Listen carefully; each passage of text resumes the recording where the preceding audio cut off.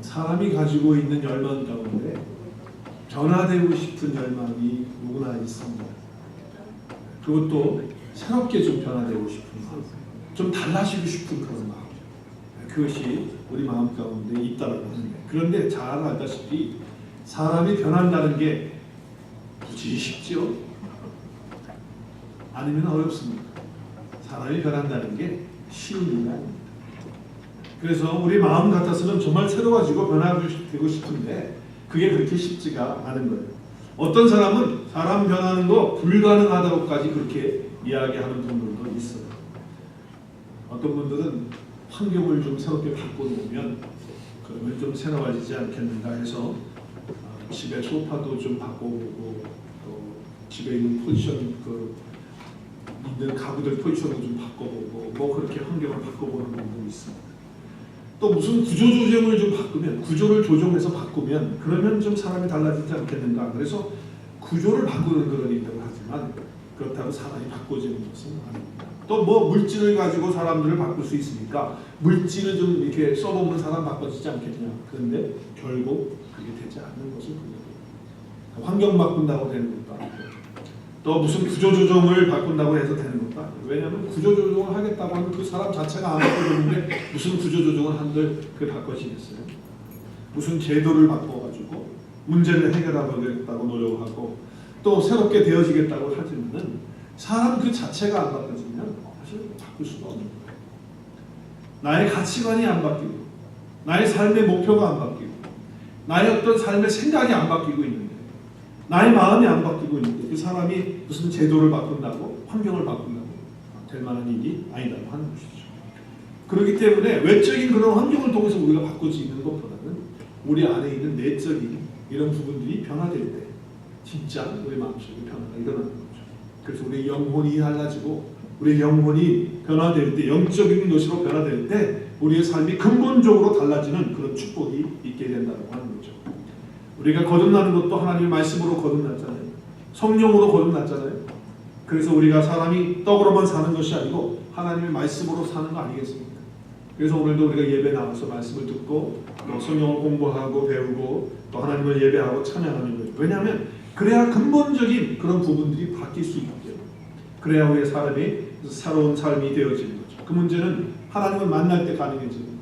하나님을 만날 때 그것이 가능해진다. 하나님을 만날 때. 하나님 만나고 우리 예수님 안에 내가 들어갈 때 그것이 가능한 거예요. 그래서 우리가 잘 알고 있는 암송 말씀하는 게 있죠. 고린도후서 5장 17절. 다 암송하고 있는 말씀일 거예요.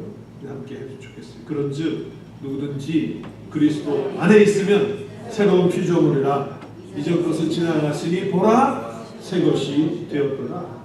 새 것이 될 겁니까? 된 것입니까? 되었습니다. 되었어요. 어디 안에 있으면? 그리스도 안에 있으면 새로운 피조물로 새로운 존재가 되어졌다라고 하는 것을 선언하고 있는 거예요.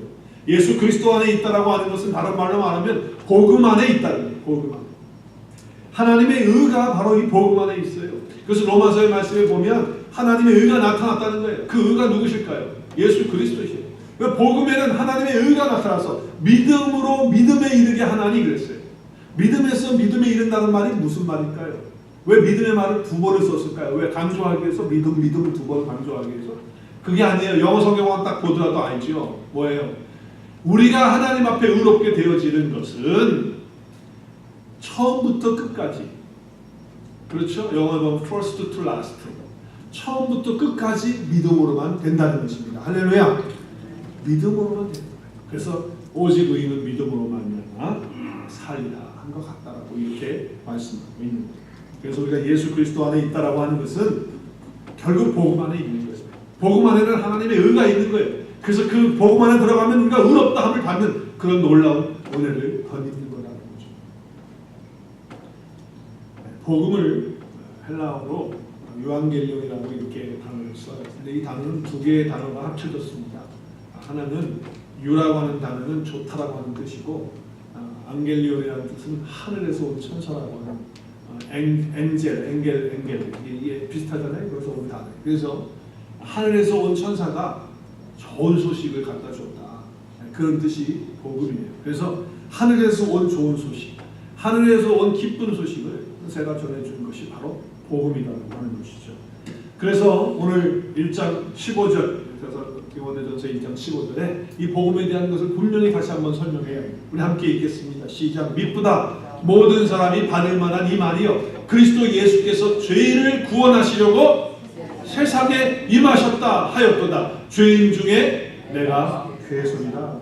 지금 여기 보면 미쁘다는 말이 뭐예요? 영어에 보니까 faithful, 신실하다, 믿음직스럽다, 그리고 확실하다, 신뢰할 만하다, 그거예요. 근데 거짓이 아니라는 거예요. 참말이라는 거예요. 정말 이 말은 진실된 말이고 신실한 말인데 그것이 뭐냐? 예수 그리스도께서 죄인을 구원하시려고, 나를 구원하시려고 이 세상에 오셨다고 하는 거예요. 할렐루야. 이것이 복음이죠. 예수님이 나 때문에, 죄인된 나 때문에, 죄가 없으신 그분께서 이 땅에 오셨다고 하는 거예요. 나는 죄인 중에 괴수와 같은, 죄인 중에 정말 나쁜 그런 죄인인데 그렇게 주님이 오셨다는 거예요. 구원하기 위해서.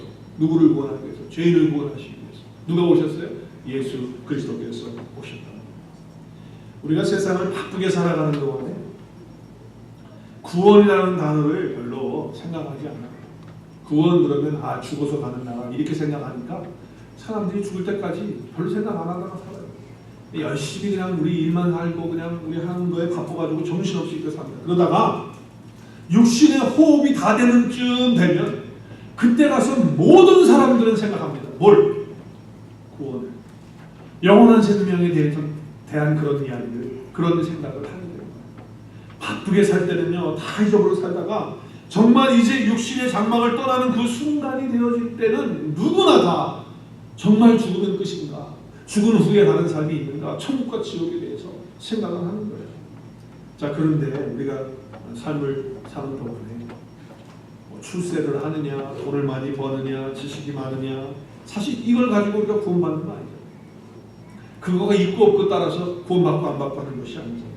그렇기 때문에 우리가 호흡이 끊어지는 그 순간에만 구원을 생각하지 말고, 어제도 우리 교단 목사님 가운데 정말 신실하신 장로님 한 분이 하나님 앞에 부름을 받는 장례식 하는 것을 함께 제가 또 은혜 받은 얘기를 함께 나누고 또 듣고 했는데 정말 그래요. 우리가 언젠간 다 하나님 앞에 가게 되는 날이 있잖아요. 그런데 그 날에 그때만 생각할 것이 아니라 지금 우리가 삶을 살아가면서 정말 내가 나의 모든 죄를 용서받았는가? 정말 나는 지금 예수 그리스도 때문에 구원받은 거 맞는가? 정말 영원한 그 천국이 나에게 있는가? 그럼 난 정말 천국 가는 사람 맞는가? 나는 그리고 하나님과 지금도 화목하고 이렇게 살고 있는가? 정말 예수 그리스도가 나의 구주가 돼서 나의 구원자가 되고 나의 정말 인생의 주인이 된 건 맞는가? 라고 하는 것을 호흡 끝날 때 생각하지 말고 호흡이 있는 동안에 건강할 때 열심히 우리가 일하면서도 순간순간마다 이렇게 질문을 하고 거기에 대한 확실한 대답을 할 수 있는 저와 여러분이 될 수 있기를 바랍니다. 확실한 대답을 할 수 있는 저와 여러분 될 수 있기를 바랍니다. 확실한 대답을 하셔야죠. 분명하게 하셔야죠. 나는 그렇게 됐다고. 나는 복음 안에 들어갔다고. 예수님께서 나 때문에 나를 구원하시려고 이 세상에 오셨다고. 복음이신 예수님을 믿고 영접하고 예수 그리스도 안에 있게 되면, 그분을 만나게 되면, 그분 안에 있게 되면 우리는 변화되어지는 것입니다. 변화된 나 자신이 바로 뭐예요? 복음으로 변화된 이야기를 하는 것이고 그것이 증거예요. 우리가 복음 그러면 복음, 예수님이 나를 위해서 십자가에 죽으시고 죽으셨다가 3일 만에 부활하시고 그게 복음이지. 그래. 그거를 이론으로 알고 머리로 알고 성경을 통해서 알고 무슨 책을 통해서 알고 그래서 그게 복음이 되는 게 아니에요. 정말 나에게 그것이 복음이 되기 위해서는 정말 진실하게 정말 내 마음속에 이 복음이신 예수 그리스도가 와 계실 때에 이것이 선명해지는 거예요. 그래서 정말 예수님 만나고 나면, 예수님 안에서 내가 구원받고 나면 그 다음부터 뭐예요? 나를 변화시키신 그 예수님을 이야기하게 되고 또 말하게 되고 간증하게 되는 거예요. 오늘 사도 바울이 오늘 이 말씀을 통해서 자기가 만난 예수님, 정말 예수님 때문에 내가 구원받은 그 은혜를 설명하고 있는 것을 볼 수가 있어요. 우리 13절 말씀 한번 같이 읽겠습니다. 시작. 내가 전에는 비방자요, 박해자요, 폭행자였으나 도리어 긍휼을 입은 것은 내가 믿지 아니할 때 알지 못하고 행하였습니다. 지금 뭐라고 얘기합니까? 처음에 어떻게 시작하죠? 내가 전에는 뭐예요? 내가 예수님 안에 들어가 있지 않을 때, 복음 안에 내가 있지 않을 때, 그때는 내가 정말 이렇게 비방자고 박해자고 폭행자였고 그렇게 아무것도 알지 못했던 사람인데 복음 안에 들어가니까 하나님의 긍휼을 덧입고 그 자비를 덧입고 내가 이제 바르게 되어지는, 새롭게 되어지는, 변화되어지는 그런 삶을 살게 되었다고 믿음의 아들인 디모데에게 신앙의 간증을 이야기하는. 디모데가 모르고 있습니까? 지금 다 알고 있죠. 알고 있음에도 불구하고 또 이야기를 하는 거예요. 내가 믿기 전에 이랬는데 예수님 믿고 나니까 이렇게 됐다는 거예요. 내가 이 복음 안에 없을 때는 내가 이렇게 살았는데 내가 복음 안에 들어와 보니까 내 삶이 이렇게 달라지고 있다, 변화되고 있다라고 하는 것을 이야기하고 있는 거죠. 나의 가치가 바뀌었다는 거예요. 나의 삶의 목표가 달라졌다는 거예요. 복음이 무엇인지 이제 알았다는 거예요. 그래서 여러분, 복음은요, 내 안에서 변화를 일으키기 때문에 누구를 만나든지 어떤 상황이 되든지 간에 이 복음을 자꾸 말하고 싶은 그런 감정이 자꾸 마음속에 오는 거예요. 왜냐하면 하나님의 은혜가 너무 크니까, 나를 변화시키시는 그 복음의 능력이 너무 크니까 그렇게 되어지는 거예요. 그래서 자기 신앙 이야기 또 간증 이야기를 하게 됩니다. 우리는요, 간증하라고 하면 뭐 기독교 방송에서 나오는 그런 획기적인 간증들만 들어서 그런지 몰라도 간증하라는 간증이 없대요. 왜 없냐고 물어보면 저는 그런 일들이 별로 없었어요. 그래서 그런 일들이 뭔데요? 그랬더니 잘 나가다가 팍상 망했다든지, 잘 나가다가 뭐가 별이 들어가지고 팍 해서 쓰러졌다든지, 아니면 뭐 교통사고 나서 죽는데 살아났다든지 뭐 그런 게 없다는 거예요. 여러분, 간증이 뭐 그런 거 간증. 간증은요, 내가 복음 안에 있을 때, 내가 예수님 안에 들어와서 살아보니까, 내가 그전에는 이렇게 살았는데 내가 예수님 안에서 날마다 예수님과 함께 사니까 내 생각이 바뀌고 가치관이 바뀌고 나의 말이 바뀌고 행동이 바뀌고, 이렇게 달라지고 변화되어지는 것이 있더라고 하는 것을 감격 속에서, 은혜 속에서 만나는 사람에게만, 뭐 식사할 때도 그렇고 앉아서 얘기할 때도 그렇고 어디 가서 누구와 대화할 때도 그렇고 순간순간마다 그 얘기하고 싶어가지고 못 견디는 거예요. 어제는 내가 전적으로 하고 있는데 제가 그 아시안게임 축구 결승전이 토요일에 있는 거 알았거든요. 근데 메신지는 그거 확인 안 했어요. 전도를 하는데도 몰랐어, 그때까지. 전도를 다 끝났다 됐는데 어떤 한 분이 나머지 예수님을 얘기하니까 그분이 뭐라고, 그 한국이 이긴 거 아세요? 그래서 그때 번쩍 생각이 나는 거야. 그래요, 맞아. 어때요? 몇 대 몇으로 이겼어요? 2대1로요. 연장전까지 가가지고 이겼다는 거야. 그래서 기분이 좋더라고요. 그래서 전도 끝나자마자 집에 가기 전에 아시아에서 그걸 핸드폰을 막 해가지고 동영상 나왔나 보니까 그 하이라이트가 벌써 아침에 된 것까지 해가지고 이렇게 나와. 하이라이트 4분짜리, 5분짜리 이렇게 나와요. 그래서 봤어요. 여러분, 자기가 좋아하고 감격스럽고, 특별히 우리 한국 사람들은 일본이 이긴 거를 왜 이렇게 좋아하는지 모르겠지만 하여튼 우승한 것보다도 일본이 이긴 게 더 중요한 거예요. 이렇게 해가지고 그냥 막 그렇게 얘기를 하면서 흥분을 해서 얘기를 해요. 여러분, 복음이 내 안에 들어오고 예수님이 내 안에 들어오면 흥분이 돼요. 말하고 싶거든요.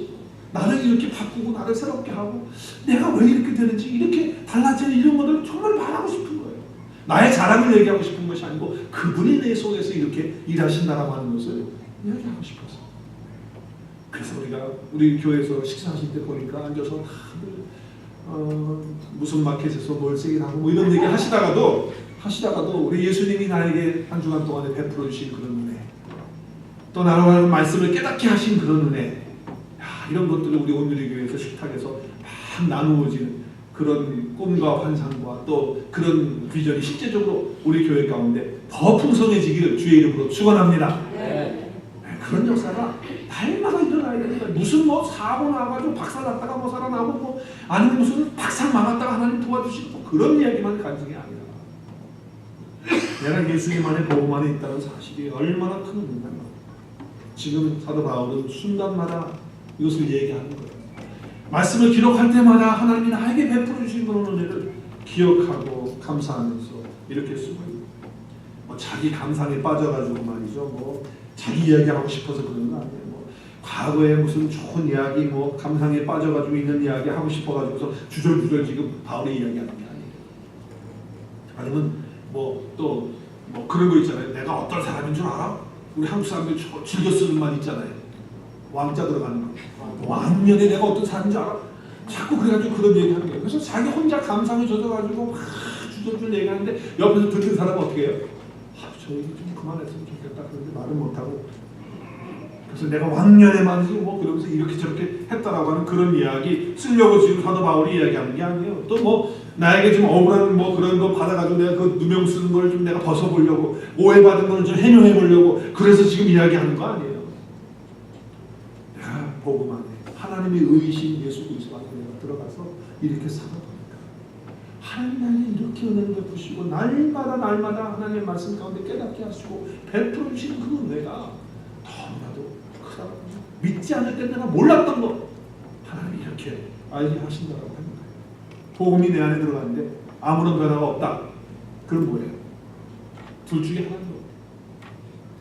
복음이 들어왔다가 없어졌든지 아니면 복음은 아예 말로만 복음하지 말로만 예수님 하지 실제적으로 내 안에 예수님 복음이 안 들어와요. 복음이 들어오면 예수님이 들어오면 나의 삶의 가치관, 물질관, 나의 철학관, 나의 생활의 어떤 그런 모습 또 목표 이런 것이 다 바뀌는 거예요. 여러분 죄도 그렇지만 이 복음도 바이러스와 같아요. 바이러스는 나쁜 거잖아요. 이 병을 갖다 주는 건데 여러분 그 사도행전에 보면 그 변호사 역할을 했던 더브로라고 하는 사람이 있어요. 그 사람이 그 바울이 복음을 전하는 걸 보면서 못 전하게 하기 위해서 화가 나가지고 한 얘기가 있어요. 그 얘기가 뭐냐면 바울은 지금 복음을 전하는데 꼭 전염병 걸려가지고서 다른 사람한테 바이러스를 전해주는 그런 존재이기 때문에 이런 사람 없애야 된다. 한번 볼까요? 한번 읽어볼까요? 시작. 우리가 보니 이 사람은 바울이에요. 이 사람은 어떤 사람이라고요? 전염병 같은 자기 때문에 어떻게 해야 돼? 온 천하에 흩어진 유대인들을 다 소욕해 하는 그런 나사렛 이단의 우두머리란 말이에요.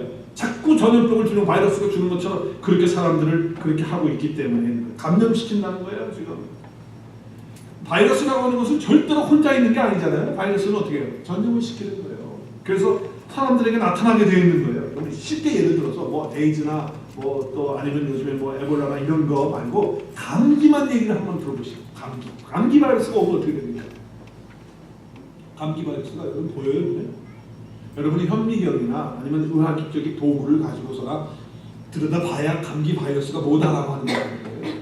그 전에는 우리 육신의 눈으로는 바이러스를 못 봐요. 근데 어떻게 감기 걸리는 거 알아요?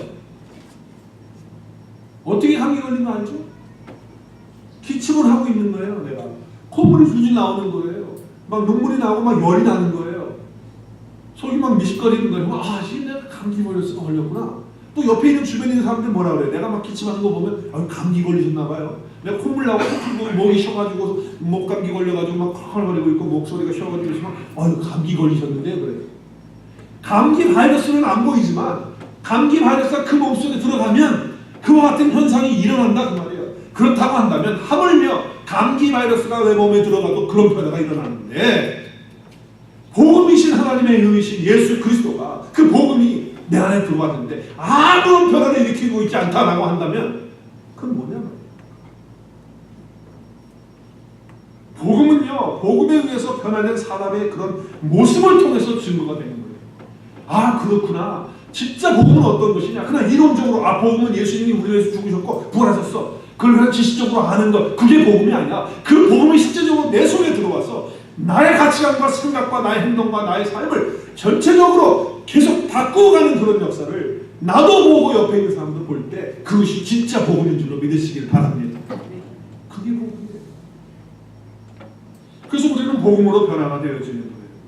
우리가 잘 아는 찬양 가운데 나 같은 죄인 살리심, Amazing Grace라는 찬양이 있어요. 그렇죠? 이것은 뭐예요? 과거에 내가 이렇게 헤매면서 살았다는 거예요.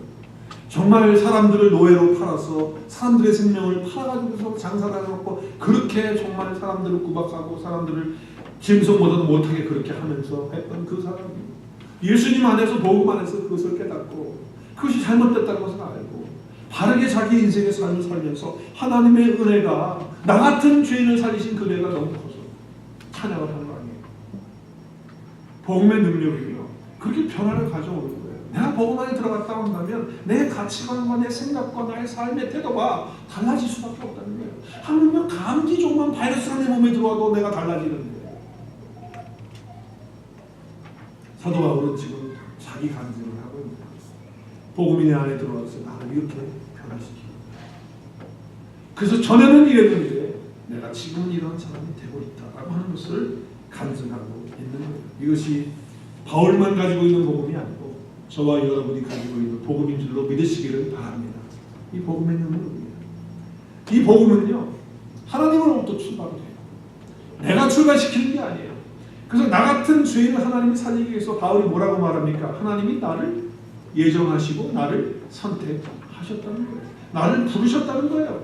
나를 먼저 택하셨다는 거예요. 내가 낳기도 전에, 내가 이 세상에 오기 전에 어머니 모태에서부터 이미 나를 택하시고 예정하셔서 하나님 나를 이렇게 구원해 주시는 그런 은혜를 받게 되었다고 하는 거예요. 내가 선택한 것이 아니라는 거예요. 내가 노력해서 받은 구원도 아니고 내가 노력해서 이루어진 것이 아니라는 거예요. 자격이 없는데도 불구하고 하나님이 나를 선택하셔서 나를 이렇게 하셨다고 하는 그런 고백을 하는 거예요. 그래서 우리의 복음의 시작은 바로 하나님이 나를 부르시고 선택한 것에서부터 출발을 하는 거예요.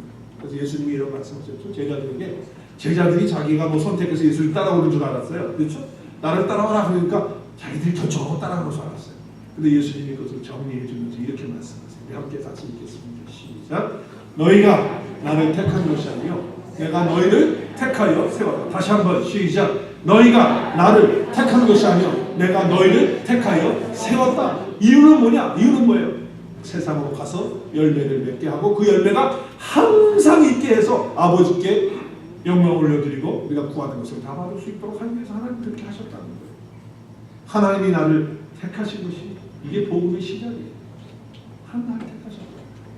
나는 택함 받은 거는 자격이 없는 거예요. 저와 여러분이 지금 이 자리에 나와 있는 것은 하나님의 선택 때문에 이 자리에 나와 있는 줄로 믿으시길 바랍니다. 하나님의 은혜예요. 이것은 나의 노력이 아니잖아요. 하나님이 자기를 선택해 주셨다는 거예요. 사도 바울은 갈라디아 교회 성도들에게도 똑같은 얘기를 해요. 이렇게 얘기를 합니다. 갈라디아서 우리 1장 15절 시작. 그러나 내 어머니의 태로부터 나를 택정하시고 그의 은혜로 나를 부르시니가. 어디서부터 택정하셨다고요? 어머니의 태에 있을 때부터 나를 택정하셨다. 그 은혜로 나를 부르셨다는 거예요. 거기서부터 복음이 시작되었다는 거예요. 에베소서에 가면 창세전에 나를 이미 택하셨다. 하나님의 그 택정하심 때문에 우리가 하나님의 은혜 가운데 들어갔다고 하는 말씀을 하고 있는 거예요. 이 은혜는